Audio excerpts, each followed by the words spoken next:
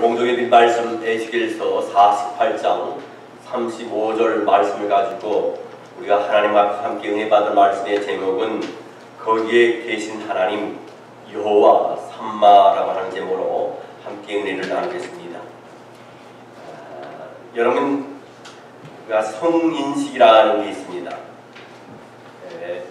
거의 18세가 되면 성인식을 나라마다 이제 거행하는 경우가 있는데요. 여러분, 인디언들에게도 이 성인식이 있습니다.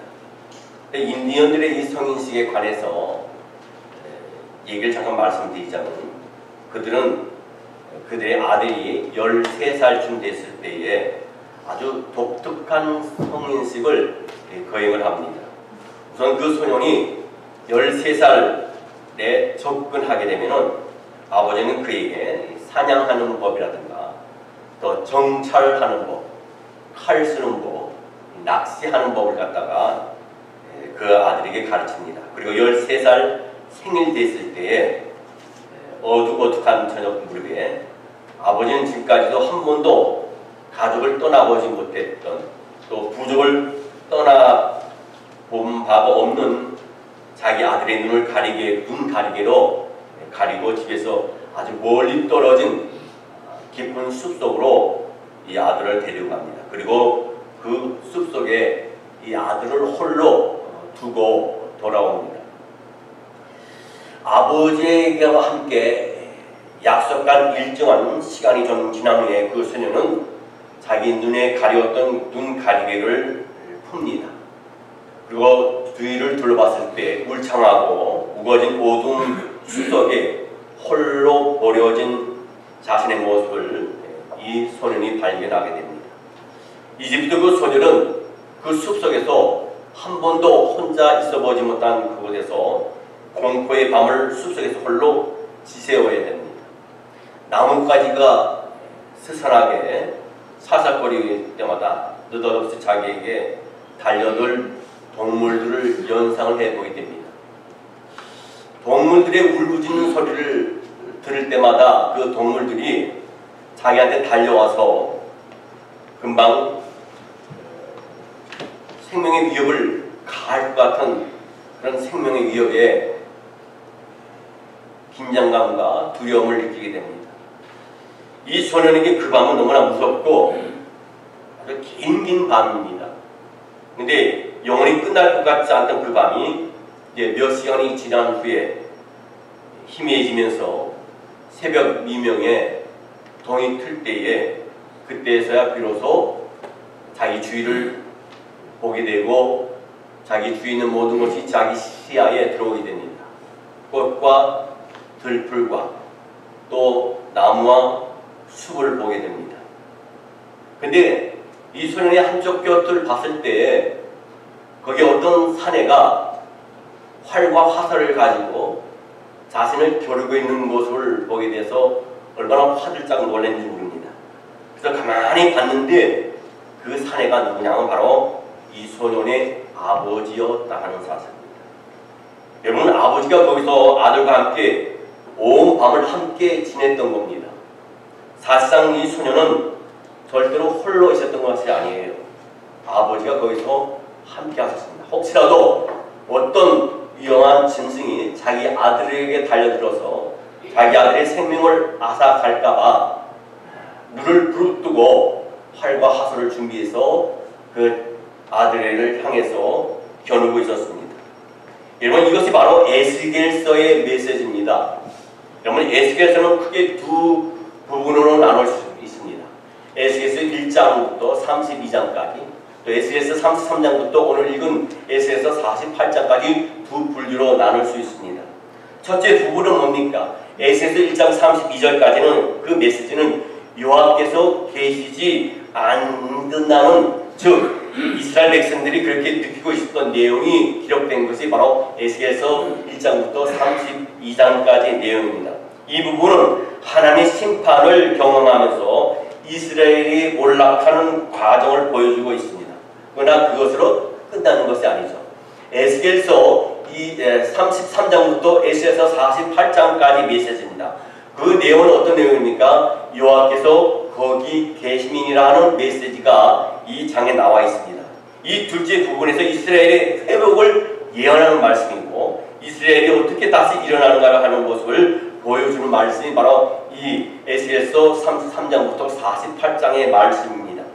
여러분, 에스겔의 첫 번째 부분인 32장까지 끝난 후에 33장 21절에서 결정적으로 이스라엘의 수도였던 예루살렘 성이 몰락한 모습이 나와 있습니다. 성경 에스겔서 33장 21절 말씀에 보게 되면 우리가 사로잡힌 지 12째 해 10째 달 5째 날에 예루살렘으로부터 도망하여 온 자가 내게 나와 말하기를 그 성이 함락되었다 하였는데 라고 했습니다. 예루살렘 성은 적에 의해서 함락이 됐습니다. 이스라엘 백성들은 포로가 된 겁니다. 그러나 이것이 이 드라마의 마지막이 결코 아닙니다. 몰락과 함께 그 성을 회복시키시는 자비하신 하나님의 은총이 드라마가 시작되는 것이 바로 이 장의 말씀이죠. 에스겔서 36장 33절로 35절 말씀을 보게 되면 주 여호와께서 이같이 말씀하셨느니라. 내가 너희를 모든 죄악에서 정결하게 하는 날에 성읍들의 사람이 거주하게 하며 황폐한 것이 건축되게 할 것인즉 전에는 지나가는 자의 눈에 황폐하게 보이던 그 황폐한 땅이 장차 경작이 될지라. 사람이 이르기를 이 땅이 황폐하더니 이제는 에덴 동산같이 되었고 황량하고 적막하고 무너진 성읍들의 성벽과 주민이 있다 하리니라고 했습니다. 여러분, 황폐하고 황무해진 그 땅이 다시 건축될 것이고 사람들이 다시 모여서 살게 될 것이라는 말씀이에요. 회개하는 회복이 일어납니다. 그리고 이 회복의 결정으로 예루살렘 성이 재건되었을 때 하나님이 그 도시에 새로운 이름을 허락하셨는데 그 도시의 이름은 바로 여호와 삼마라는 거예요. 그래서 삼마라는 뜻은 무슨 뜻이냐? 거기에라는 뜻입니다. 야훼 삼마라는 건 뭡니까? 여호와 삼마는 거기에 계신 여호와 하나님이라는 뜻이에요. 성의 이름과 마찬가지로 성의 이름을 지어주신 하나님 자신의 이름 또한 여호와 삼마, 즉 거기에 계신 하나님이시라는 겁니다. 그러면 오늘의 이름을 통해서 계시된 여호와 삼마의 하나님은 어떤 하나님인가에 대해서 세 가지로 말씀을 드리면서 함께 은혜를 나누기를 원합니다. 첫째로 그분은 과거에 거기에 계신 하나님이라. 이스라엘이 그들의 역사를 통해서 경험한 가장 어두웠던 과거는 무엇입니까? 그들이 포로가 되었던 그 시절이 가장 어두웠던 과거예요. 우리가 알다시피 이 이스라엘은 애굽에서 430년 동안 노예 생활 종노릇을 했습니다. 그리고 그들이 출애굽한 지 얼마 안 되어서 또 70년 동안 이들이 바벨론에 의해서 70년 동안 포로 생활을 합니다. 1년도 아니고 7년도 아니고 70년이라는 세월입니다. 본문은 바로 이 바벨론 포로 생활을 배경으로 하는 것이 오늘 본문의 말씀이에요. 하루 이틀도 아닙니다. 무려 70년간의 노예 생활은 완전히 절망적인 상황입니다. 그런데 이런 바닥에까지 떨어진 절망의 자리에 하나님께서 개입하시자 갑작스럽게 놀라운 역사가 이루어졌던 사실입니다. 여러분, 이스라엘 백성들은 한순간 자유를 얻게 되어가지고 고향으로 돌아옵니다. 이 감격이 갖다가 시편 기자는 이렇게 말합니다. 시편 126편 1절 말씀에 보면 여호와께서 시온의 포로를 돌려 보냈을 때 우리는 꿈꾸는 것 같았도다 했습니다. 그리고 그들은 어떻게 하나님을 찬양합니까? 시편 126편 3절 말씀에 여호와께서 우리를 위하여 큰 일을 행하셨으니 우리는 기쁘도다 했습니다. 여호와께서 큰 대사를 행하심으로 말미암아 그들이 기쁨의 찬양을 하나님께 돌렸다는 사실입니다. 이런 이스라엘의 감격과 비교가 될 수 있는 경험은 오늘 이 시대를 살아가는 우리의 경험 가운데 찾는다는 것은 바로 구원의 사건인 줄 믿습니다. 성경은요, 그리스도인들은 구원 이전의 상태를 묘사할 때 노예 생활이라고 정확하게 묘사하고 있어요. 성경 요한복음 8장 34절 말씀에 보면 예수께서 대답하시되 진실로 진실로 너희에게 이르노니 죄를 범하는 자마다 죄의 종이라. 죄를 범하는 자마다 죄의 종이라. 여러분, 우리는 하나님의 종이 되어야 됩니다. 죄종이 되어서는 안 됩니다. 성경은 구원받기 전에 상태에 대해서 분명히 죄의 노예, 즉 죄짓고 죄에 끌려다니기 그러다가 죽게 되면서 하나님의 심판을 피할 수 없는 존재라고 말씀하고 있어요. 이런 인생을 불쌍히 여겨서 하나님께서 어떠합니까? 그 아들 예수 그리스도를 저와 여러분에게 보내신 줄 믿습니다. 그래서 저와 여러분을 위해서 죄의 짐을 지시고 십자가에 돌아가심으로 저희들을 구속하셨습니다. 하나님의 심판을 받으심으로 그 시험을 통해서 인류가 구원을 얻는 놀라운 사건이 이루어진 줄 믿습니다. 이런 구원의 사건을 뭐라 합니까? 구속이라 합니다. 구속이라는 건 뭡니까? 값을 지불했다는 겁니다. 그리고 뭡니까? 자유케 되었다는 겁니다. 뭐로부터 자유케 되었다는 겁니까? 죄로부터 자유케 되었다는 겁니다. 하나님 예수 그리스도의 생명을 버리는 피값으로 저와 여러분을 죄로부터 자유케 되었습니다. 그래서 진리가 너희를 자유케 하리라 하십니다. 나는 길이요 진리요 생명이니 것처럼 진리가 된 예수님으로 말미암아 우리가 죄로부터 자유를 얻은 줄 믿습니다.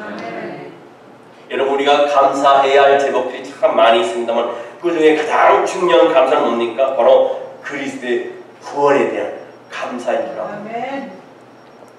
예수님은 우리 인생에 가장 어두웠던 그 밤, 우리가 주를 모르고 죄의 포로가 되어서 신음하고 고통스러워하고 아파할 때도 우리와 함께 하시면서 우리의 구원을 계획하셨던 자비로우신 하나님입니다. 하나님은 하나님의 백성들이 하나님을 원망하고 또 하나님을 마음을 아프게 한다 할지라도 하나님은 그들과 함께 하셨어요. 그들의 고통을 듣고 계셨고 그들의 고통 중에 그 하나님은 함께 계셨다는 사실입니다. 그래서 성경 출애굽기 3장 7절 말씀에 보면 여호와께서 이르시되 내가 애굽에 있는 내 백성의 고통을 분명히 보고 그들의 감독자로 말미암아 부르짖음을 듣고 그 근심을 알고 있습니다. 이스라엘 백성들이 고통 중에 울부짖고 아파하고 눈물을 흘리고 괴로워할 때 하나님은 그들 중에 계셨다는 겁니다. 바로 이 말씀 뭡니까? 우리가 어두운 삶을 살고 괴로운 삶을 살고 아픈 삶을 살고 눈물의 삶을 살고 고뇌의 삶을 살고 고통의 삶을 살 때에도 하나님은 거기에 함께 계시다는 사실. 바로 여호와 삼마 거기에 계신 하나님이라는 겁니다. 여러분의 인생 속에서 힘들고 있습니까? 개인적으로, 가정적으로, 자녀의 문제로, 부부간의 문제로, 아니면 경제적인 문제로, 아니면 건강의 문제로 고통 중에 있습니까? 하나님은 여전히 여호와 삼마 그 자리에 함께 계시고 그 고통을 보고 계시고 알고 계시고 듣고 계시다는 거예요. 그런 하나님인데 우리가 어떻게 하나님을 감사하지 않을 수 없습니까? 어떻게 하나님을 찬양하지 않을 수 있겠습니까?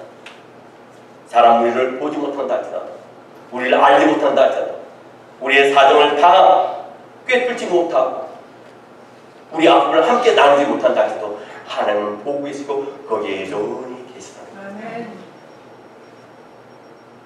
둘째로 그분은 현재 여기에 계십니다. 이분은 구원의 사건은 그리스도인들의 경험 가운데 가장 위대한 사건이에요. 하지만 구원이 신앙 여정의 마지막은 아닙니다. 오히려 그것은 어떻습니까? 진지하고 새로운 시작입니다. 그리고 이제부터 그리스도인이 걸어야 할 신앙의 여정에는 믿지 않는 많은 사람들이 경험하는 그런 고난도 우리도 겪게 됐다는 사실. 예수 믿는다고 해서 고난이 없는 것이 아닙니다. 예수 믿는다 해서 문제가 없어지는 것이 아닙니다. 예수 믿는다 해서 우리가 평탄한 데만 가는 것이 아니고 예수 믿는다 해서 우리에게 웃음만 있고 행복이 있는 것이 아닙니다.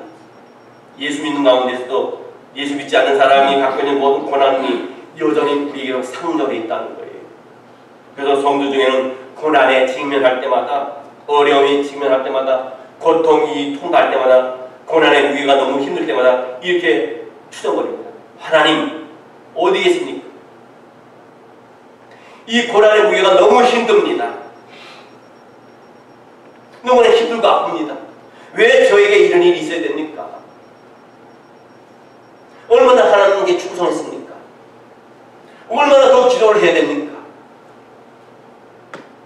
그러다가 우리가 어려움을 이기고 마칠 때 그분의 도움으로 고난의 언덕을 넘어섰을 때 주님께 공통으로 드리는 고백이 있습니다. 바로 감사의 고백이에요.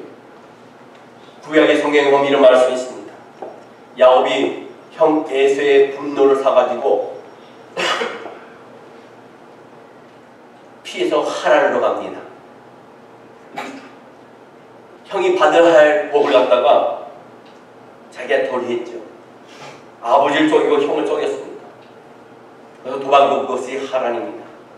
하란에는 누가 살고 있습니까? 외삼촌 라반이 살고 있습니다. 외삼촌 라반의 집에 도망을 가는 도중에 지쳐서 들판에서 하룻밤을 보내게 됩니다. 그것은 후에 뭐로 지칭되냐면 베델이라고 지칭이 됩니다. 야곱은 그 들판에서 밤을 지새다가 꿈을 꾸고 환상을 봅니다. 야곱의 그 환상을 접하고 잠에서 벌떡 일어나서 하나님을 흥미롭게 고백을 합니다. 뭐라고 고백하는 줄 압니까? 창세기 28장 16절에 이렇게 고백합니다. 야곱이 잠이 깨어 이르되 여호와께서 과연 여기 계시거늘 내가 알지 못하였도다. 하나님 여기 계셨는데 자신이 몰랐다고 고백을 합니다. 야곱은 몰랐지만 그분은 거기에 계속 계셨어요. 여러분 고통 중에 있잖아요. 지금 어려움 중에 있잖아요. 문제 중에 있잖아요. 여러분은 알지 못한다 할지라도 여전히 하나님은 여러분 곁에 계셔요. 아멘. 보고 계십니다. 아멘. 그 탄식을 듣고 계십니다. 그 눈물을 보고 계십니다. 그 호소하는 기도를 하면서 귀 기울이고 계시다는 사실. 절대로 하나님은 외면하지 않습니다. 다른 사람은 그것을 외면하고 그 고통을 모른 척하고 그 아픔을 모른 척한다 할지라도 하나님은 그걸 보고 계시고 기다리시고 참으시고 하나님의 일을 이루시기 위해서 개입해 나가고 계시다. 아멘. 여러분 이런 예는 신약 성경에도 있어요. 예수님께서 십자가에 돌아가신 후에 모두 그게 끝났다고 판단한 제자들이 뿔뿔이 다 흩어졌습니다. 흩어진 제자들 가운데 예수님도 신앙도 이 모든 것은 하나의 착각이었어요. 그분은 결코 진리가 아니었어요. 그분은 결코 하나님의 아들이 아니었어요. 하나님의 아들이라면 우리가 그동안 봐왔던 그런 것은 무엇이냐? 죽은 자도 살리고 물고기 2마리와 보리떡 5개로 5,000명을 먹이고 각자 병든 자를 다 말씀 한마디로 살리고 그랬기 때문에 죽었으니 내가 따랐던 그것은 내가 착각이었고 믿었던 것이 착각이었어. 그래서 다 흩어졌습니다. 그런 마음으로 또 들어 엠마오로 가던 두 대자에게 그들은 상심했습니다. 좌절했습니다. 모든 것을 포기하고 허탈감에 걸어가는 그곳에 누군가 소리없이 다가오셨어요. 그가 누굽니까? 성경 누가복음 24장 16절 말씀에 보면 그들이 눈이 가리워져서 그인 줄 알아보지 못하거늘 그랬습니다. 예수님이 옆에 와 계셨는데도 불구하고 그들이 눈이 가리워져서 예수님이 계신 걸 보지 못했어요. 여러분 우리는 분명히 알아야 됩니다. 육신의 눈이 여전히 감겨있고 뜨있지 영의 눈이 뜨있지 못하고 육신의 눈만 뜨있게 되면요 내가 어려움을 당하고 어떤 문제가 있을 때 내 옆에 계신 주님이 보이지 않을 거예요. 세상만 보이고 환경만 보이고 그 모든 상황만 보여줘요. 제자들이 마찬가지입니다. 이 제자들에게 좌절감이 들어왔습니다. 낙심이 들어왔습니다. 절망이 들어왔습니다. 포기가 들어왔습니다. 허탈감이 들어왔습니다. 근데 주님이 옆에 계셨는데도 같이 동행하고 계신데도 불구하고 주님을 알지 못했다는 것은 그들이 영적인 눈이 감겨있기 때문에 영적인 눈이 감기는 것이 뭡니까? 사단이 영적인 눈이 감기기 때문에 그 환경과 절망과 그 처지와 문제만 바라고 있거든.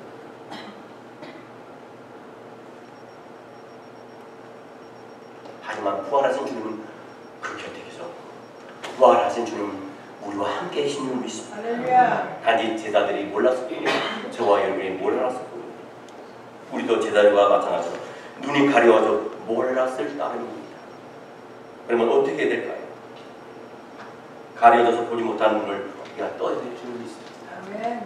이제 성령님의 도우심을 구해야 됩니다. 주님, 저의 영적인 눈을 떠주시옵소서.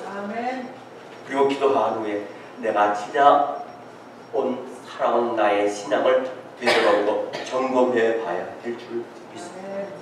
우리가 그렇게 절망했을 때 우리 주님을 찾아오시지 않았습니까? 몸이 아프고 지쳐 쓰러질 때, 신음하고 아파할 때 주님이 찾아오시지 않았습니까? 때로는 기도 가운데, 때로는 말씀 가운데, 때로는 찬송하는 가운데 주님을 찾아오지 않았습니까? 근데 우리는 쉽게 그걸 잊어버려요. 그냥 또 잊어버리고 또 잊어버리면서 절망이 왔을 때 그걸 잊어버립니다. 여러분, 인생의 들에서 아무리 아무도 나를 이해하는 사람이 없다고 느낀 나머지 나는 그냥 홀로라고 느꼈던 그때, 남편도 그렇고 아내도 그렇고 자식도 그렇고 부모도 그렇고 아무 의미 없이 나만 홀로 있다고 느꼈던 바로 그 시간에 주님 우리 곁에 계시다는 거예요. 당한 우리가 몰랐을 때, 우리가 외롭고 슬플 때도 우리의 곁에 계신 분이 있습니다. 그분은 거기에 계셨고 지금도 여기에 계십니다. 그분은 지금 이 순간에 우리가 걸어가는 하나님의 길, 또 우리의 엠마오 길에 여전히 함께 하시는 분이 우리 주님이세요. 그 하나님께 우리는 이렇게 고백해야 마땅할 줄 믿습니다.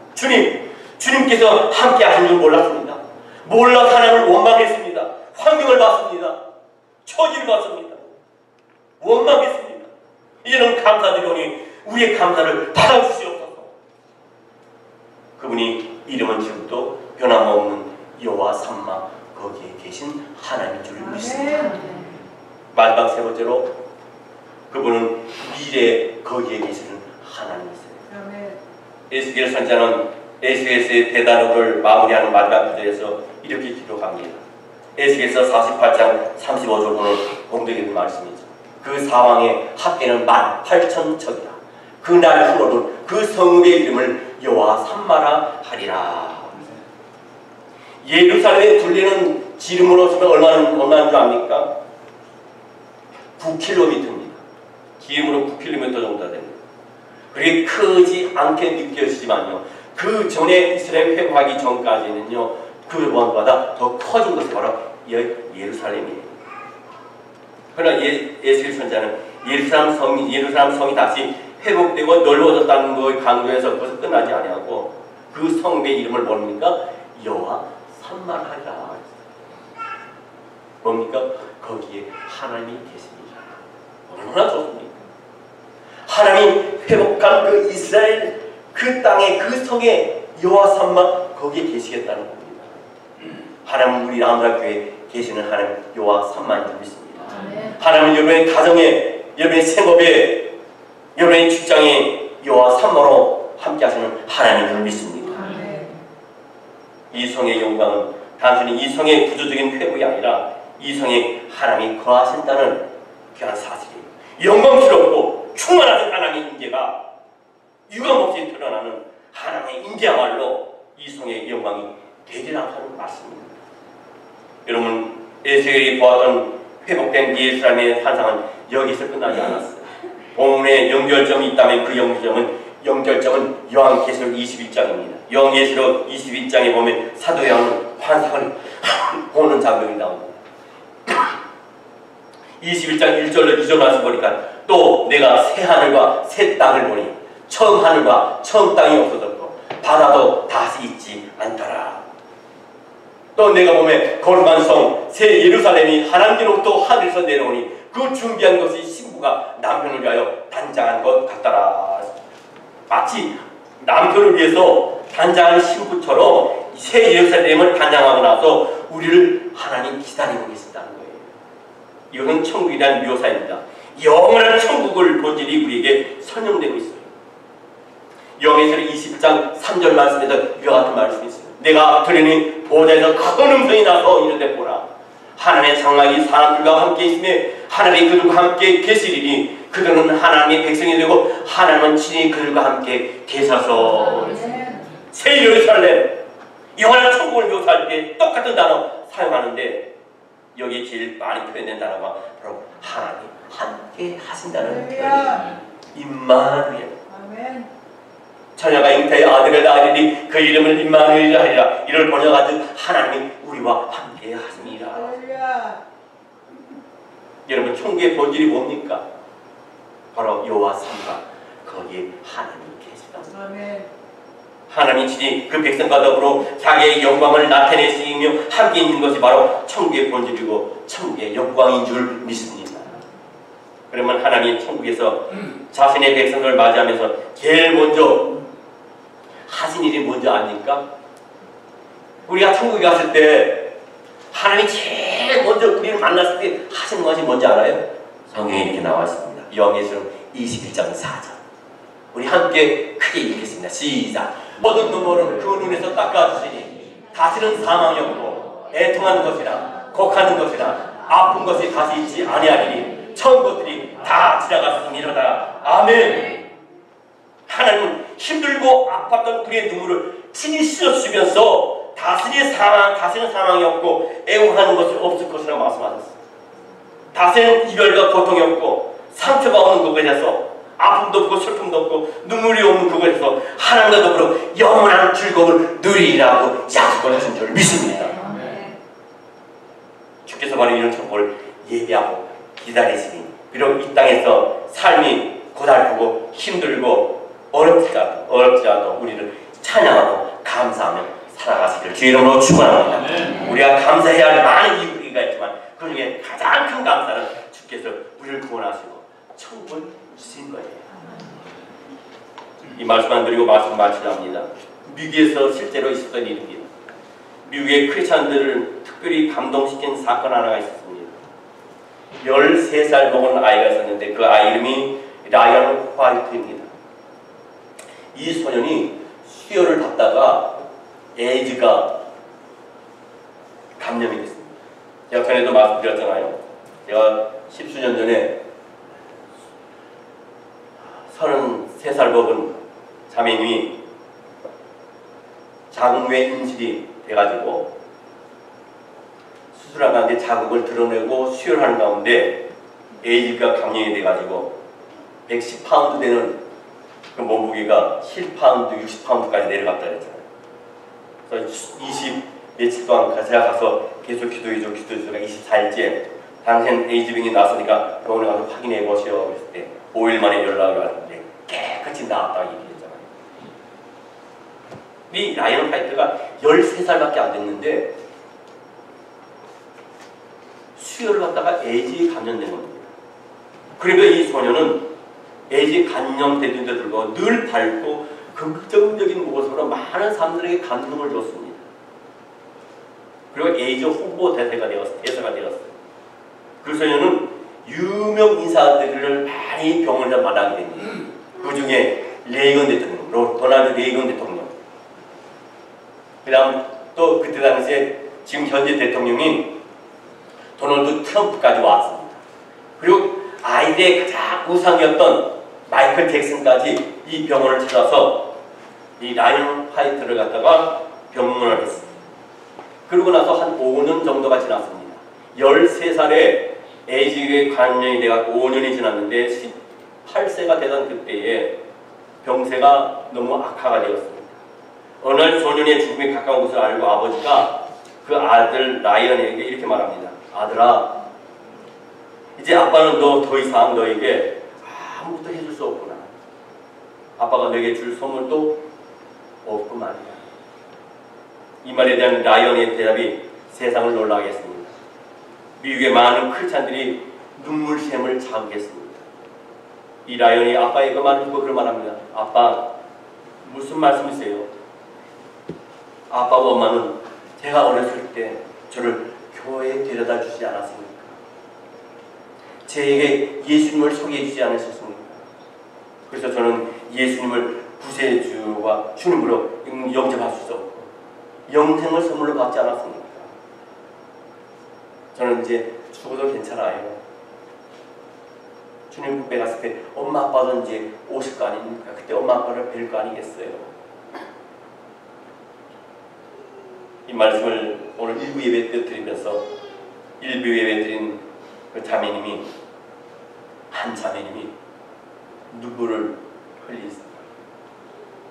여러분, 우리 자녀들이 성인이 됐던 아니면 아직 부모 사가에 있어야 할 자녀든 간에 그 자녀의 구원의 문제를 우리가 깊이 생각해 봐야 될 것 같습니다.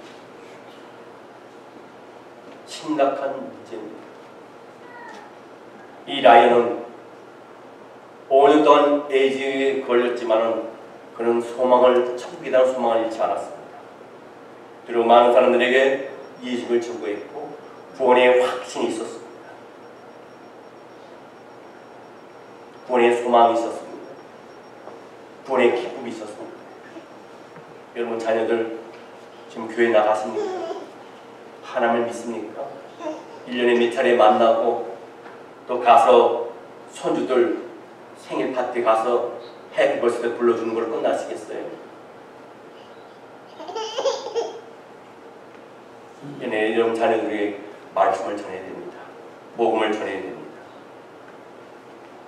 그들에게 구원의 시간이 임박했음을 알아야 됩니다. 이 라이언 가족은 그 말을 이 라이언에 듣고 온 가족이 눈물을 흘리면서 그 병실에서 예배를 드렸습니다. 그리고 감사 파티를 했습니다. 라이언과 그 가족의 감사가 우리 모두의 감사가 됐음을 주님으로 축원합니다. 얼마 후에 이 라이언은 목사님과 가족과 성도들의 찬양 가운데, 기도 가운데 주님의 눈에 안겼습니다. 여러분, 우리는 과거에도 거기에 계신 하나님이 우리와 함께 하셨고 현재에도 거기에 계신 하나님 여호와 삼마가 우리와 함께 하십니다. 미래에도 거기에 계신 하나님 여호와 삼마가 우리와 함께 하신 줄 믿습니다. 기도하겠습니다.